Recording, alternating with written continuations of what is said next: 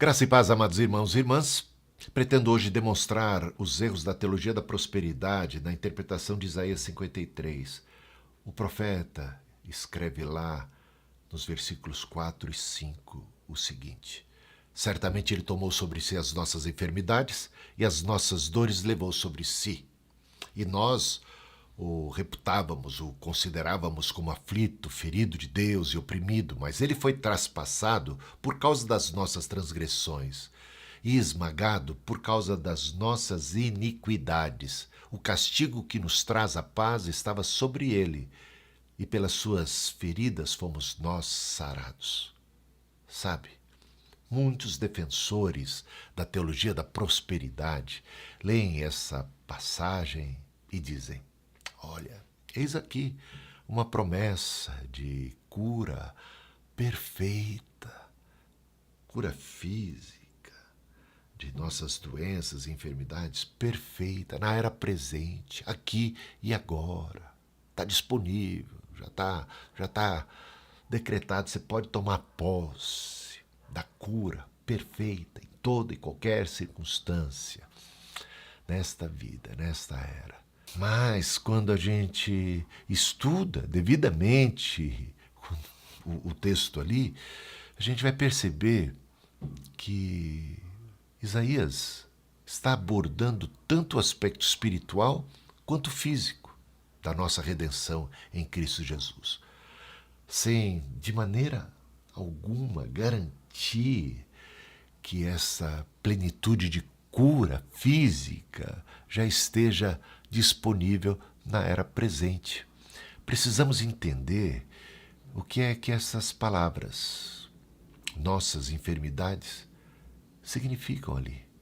E se você atentar bem, Isaías está descrevendo o servo sofredor, nosso Senhor Jesus Cristo, que ali na cruz do Calvário assumiu não só o pecado da humanidade, mas também as consequências que esse pecado trouxe ao mundo inteiro. Isso inclui os problemas espirituais, como a rebelião contra Deus, e também os problemas físicos e emocionais. No capítulo 1, ali versículos 5 e 6, por exemplo, a gente vê o profeta comparando a nação pecadora de Israel a um corpo físico, doente, enfermo. A passagem diz o seguinte: toda a cabeça está doente e todo o corpo, todo o coração está enfermo, desde a planta do pé até a cabeça. Não há nada são, mas somente feridas, contusões e chagas. Aqui, enfermidade, esse termo enfermidade, aparece de modo figurado, falando de uma condição moral e espiritual daquele povo. Assim, quando a gente lê Isaías 53, versículo 4, sobre nossas enfermidades, faz bastante sentido incluir o problema do pecado e sua barreira, aquela barreira que ele causa entre nós e Deus. Pecaminosidade. Sinônimo de nossa pecaminosidade, de nosso pecado, de tudo de ruim que esse pecado traz da nossa alma. Agora, isso não exclui o sentido literal da palavra. Doenças físicas também estão ali contempladas como um reflexo, né, de tudo aquilo que a queda de Adão trouxe, todas as consequências, todas as mazelas que abordam também toda a decadência física, né? A obra de Cristo, ela impacta todas essas áreas, certamente. Não há até aí nenhuma sombra de dúvida. Embora não prometa extirpá-las de vez antes da consumação dos séculos, da segunda vinda de Cristo, quando se dará a plenitude do reino de Deus. Em Mateus 8, 14 a 17, vemos um cumprimento parcial dessa profecia, quando Jesus cura ali a sogra de Pedro. E o evangelista diz que isso é o que Isaías 53 havia anunciado, com esse ato da cura que Jesus está promovendo. como um sinal da chegada do reino de Deus. Jesus mostra que ele realmente tem autoridade sobre as doenças físicas. Ainda assim, a restauração completa de todas as coisas só vai acontecer no final, como a gente lê ali em Apocalipse capítulo 21, versículo 4, onde se diz que só lá e então não haverá mais dor, não haverá mais morte, não haverá mais sofrimento, não haverá mais enfermidade. Até lá, meus irmãos, ainda lidamos com morte, tristeza, choro e dor. Costumamos falar, quando a gente trata desses assuntos, sobre o já e o ainda não. O já que se deu com a inauguração do reino de Deus por ocasião da primeira vinda de Cristo. Ele tomou o livro de Isaías, leu o capítulo 61 e disse: hoje se cumpriu as escrituras que acabais de ler. O Espírito de Deus está sobre mim, porque me ungiu. Ele é o ungido de Deus, para proclamar libertação aos cativos, redenção em Cristo Jesus. Então já temos na primeira vinda de Cristo esse já. E Jesus iniciou seu ministério aqui, proclamando a chegada do reino e curando os enfermos. Isso é sinal, né, do seu poder e da chegada do reino de Deus. Hoje, ainda podemos experimentar cura segundo a vontade soberana de Deus. São sinais de que o reino dele já começou a agir em nosso meio. Mas tem aquele ainda não. Contudo, entretanto, ainda estamos sujeitos a doenças, a dores e até mesmo a própria morte, pois aguardamos a redenção total do nosso corpo. Paulo diz lá em Romanos capítulo 8, versículos 22 e 23, a natureza, a criação, a um só tempo geme, suporta angústias até agora. E nós também, que temos as primícias do Espírito, os primeiros frutos desse reino, que é um gozo, um antegozo desse céu, dessa nova Jerusalém. Temos as primícias, o selo do Espírito, a garantia, né, o penhor da nossa herança. Nós mesmos gememos.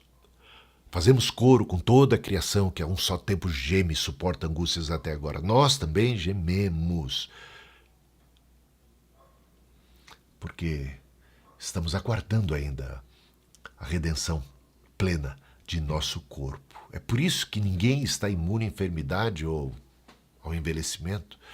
O erro da teologia da prosperidade está em desconsiderar essa realidade quando eles tomam Isaías 53, versículos 4 e 5, como uma promessa de saúde perfeita aqui e agora, ignorando o que a Bíblia diz de Gênesis a Apocalipse a respeito de sofrimento, de dor, de angústia, de enfermidade. Temos, por exemplo, o apóstolo Paulo, que ficou enfermo, um espinho na carne, está lá em 2 Coríntios capítulo 12, versículos 7 até 9. Ele orou 3 vezes para se ver livre desse mal, dessa enfermidade, mas não foi curado. E o Senhor lhe disse: a minha graça te basta, o meu poder se aperfeiçoa na fraqueza. Isso veio para você não se ensoberbecer. Todas as coisas cooperam para o bem daqueles que amam a Deus, sabe? Então, Deus tinha um propósito naquela enfermidade. Não era para mal, era para bem. Era para bem do apóstolo Paulo. Porque todas as coisas cooperam para o bem. E a gente pode confiar na soberania de Deus. E aí Paulo disse: eu vou me gloriar, eu vou me alegrar muito mais nas minhas fraquezas, porque quando eu estou fraco é aí que eu sou forte, né?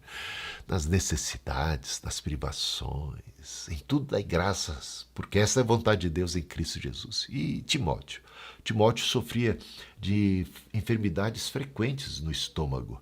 O apóstolo Paulo até recomendou para ele que não bebesse somente água, mas também vinho, como uma ação medicinal, por conta das suas constantes enfermidades. Epafrodito é um outro exemplo. Quase morreu doente. Está lá em Filipenses capítulo 2, versículos 27. E Trófimo foi deixado por Paulo em Mileto por conta de uma enfermidade. Paulo ficou triste de que não pôde seguir viagem com ele. Ele, que era um companheiro fiel e leal, estava numa viagem missionária, mas de repente ficou enfermo e Paulo o deixou em Mileto enfermo. Por que Paulo não conseguiu, através da oração, através da fé, curar esse amigo tão querido, esse servo tão fiel de Deus? Por que ele ficou enfermo e teve que ficar em Mileto? Esses são apenas alguns exemplos de crentes fiéis que enfrentaram enfermidades. Então, não há base bíblica para ensinar que nessa vida todo crente está livre de doenças. Certamente Deus pode curar, mas Ele o faz conforme o seu plano soberano. Não como uma regra fixa, garantida a todos aqui nesta era presente. Isaías 53, versículos 4 e 5. Temos aqui uma profecia abrangente que fala da redenção do pecado e de todas as suas consequências, tanto espirituais como físicas. Tudo bem até aí. O ministério de Jesus já apontou a restauração, a chegada do reino, ao curar enfermos e perdoar pecados, mas a plenitude, essa plenitude desse reino, a plenitude de tudo aquilo que Cristo conquistou para nós da cruz, só iremos alcançá-la na segunda vinda de Cristo, quando Ele trouxer a nova criação, quando tudo se fizer novo, quando todo sofrimento será removido, como diz Apocalipse capítulo 21 que a gente leu aqui. Por isso, é errado usar Isaías 53 para dizer que o cristão nunca ficará doente nesse mundo. A Bíblia e a experiência de todos os cristãos ao redor do mundo inteiro, em todas as eras, desde os tempos de Cristo, nos ensinam, demonstram claramente que ainda vivemos no mundo caído e à espera da volta de Cristo.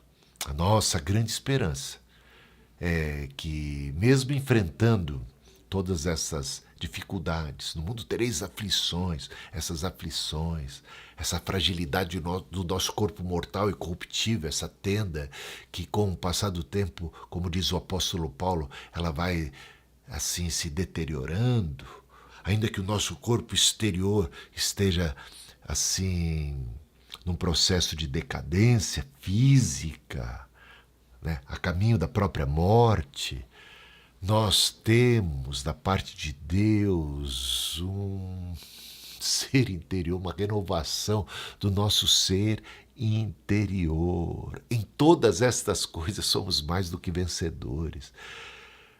Temos a promessa de que seremos completamente libertos no fim dos tempos, quando o último inimigo, a morte, será tragada pela vitória e seremos revestidos de um corpo incorruptível, imortal, indestrutível. Até lá, então, podemos desfrutar do quê? Das primícias do Espírito, tendo plena certeza de que nada pode nos separar do amor de Deus que está em Cristo Jesus, o nosso Senhor. Bom, com essas palavras eu concluo e espero ter contribuído de alguma maneira para você compreender melhor essa passagem, né, e se fortalecer em Cristo, compreender devidamente a palavra de Deus, para não ficar com uma interpretação equivocada, que pode trazer frustração, certamente o traz. E compreendendo devidamente as Escrituras, estamos em terreno mais sólido. Que a paz de Deus, que excede a todo entendimento, guarde a sua mente e seu coração, em Cristo Jesus.